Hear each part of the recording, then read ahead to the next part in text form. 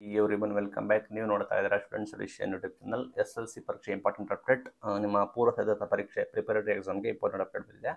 ತಿಳಿಸ್ಕೊಡ್ತೀವಿ. ಚಾನಲ್ಗೆ ಸಬ್ಸ್ಕ್ರೈಬ್ ಆಗ್ಬೋದು. ನಿಮಗೆ 25th ಇಂದ ನಿಮಗೆ ಪೂರ್ವ ಸಿದ್ಧತಾ ಪರೀಕ್ಷೆ ಪ್ರಿಪರೇಟರಿ ಎಕ್ಸಾಮ್ ಕೂಡ ಶುರು ಆಗುತ್ತೆ. SLC ವಿದ್ಯಾರ್ಥಿದು ಪೂರ್ವ ಸಿದ್ಧತಾ ಪರೀಕ್ಷೆ ಬಂದ್ಬಿಟ್ಟು ಫೆಬ್ರವರಿ 25ರಿಂದ ಮಾರ್ಚ್ 4ರವರೆಗೂ ನಡೆಸೋಕೆ ಬೋರ್ಡ್ ಅನೌನ್ಸ್ಮೆಂಟ್ ಕೂಡ ಮಾಡಿದೆ. ಫೆಬ್ರವರಿ 25ರಿಂದ ಮಾರ್ಚ್ 4ರವರೆಗೆ ನಿಮಗೆ ಪೂರ್ವ ಸಿದ್ಧತಾ ಪರೀಕ್ಷೆ ಕೂಡ ನಡೀತದೆ SLC ವಿದ್ಯಾರ್ಥಿಗಳಿಗೆ. ಇದು ಬಂದ್ಬಿಟ್ಟು ಏಕರೂಪ ಪ್ರಶ್ನೆ ಪತ್ರಿಕೆ ಆಗಿರೋ ಕಾರಣ ಪ್ರಶ್ನೆ ಪತ್ರಿಕೆಯನ್ನ ಬೋರ್ಡೇ ಅಂದ್ರೆ ಮಂಡಳಿ ನಿಮ್ಮ ಬೋರ್ಡೇ ಸಿದ್ಧಪಡಿಸ್ತದೆ. ತಯಾರಿ ಕೂಡ ಬೋರ್ಡೇ ಮಾಡುತ್ತೆ. ನಂತರ ಶಾಲಾ ಶಿಕ್ಷಣ ಇಲಾಖೆ ಬಂದ್ಬಿಟ್ಟು ಆಯಾ ಜಿಲ್ಲೆಯ ನಿಮ್ಮ BUಗಳು ಇರ್ತಾರಲ್ಲ ಅವರ ಲಾಗಿನ್ಗೆ ಮಾಹಿತಿಯನ್ನು ಕಳಿಸ್ತಾರೆ. ಜಿಲ್ಲೆವಾರು ನಿಮ್ಮ ಡಿಸ್ಟ್ರಿಕ್ಟ್ ವೈಸ್ ನಿಮಗೆ ವಿಶೇಷ ಕೊಡೊಂದಿರುವ ಪ್ರಶ್ನೆ ಪತ್ರಿಕೆ ಇರುತ್ತದೆ. ಅದನ್ನ ಜಿಲ್ಲಾ ಹಂತದಲ್ಲಿ ನಿಮಗೆ ಪ್ರಿಂಟ್ ಮಾಡ್ತಾರೆ. ಪ್ರಿಪರೇಷನ್ ಆಗೋದು ಬೋರ್ಡ್ ಅಲ್ಲಿ, ಪ್ರಿಂಟ್ ಮಾಡೋದು ಜಿಲ್ಲಾ ಹಂತದಲ್ಲಿ. ಇದನ್ನ ವಿದ್ಯಾರ್ಥಿಗೆ ನೀಡಬೇಕು, ಶಿಸ್ತುಬದ್ಧವಾಗಿ ಪರೀಕ್ಷೆ ಮಾಡಬೇಕು ಅಂತ ಘೋಷಣೆ ಕೂಡ ಮಾಡಿದ್ದಾರೆ.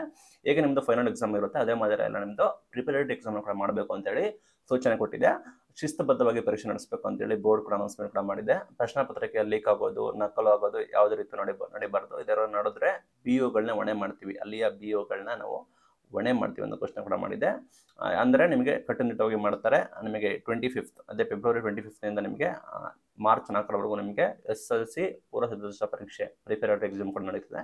ಅದಕ್ಕೆ ವಿದ್ಯಾರ್ಥಿಗಳು ತಯಾರಾಗಿರಿ. ಬೋರ್ಡ್ ಇಂದ ಪೇಪರ್ ಬರುತ್ತೆ.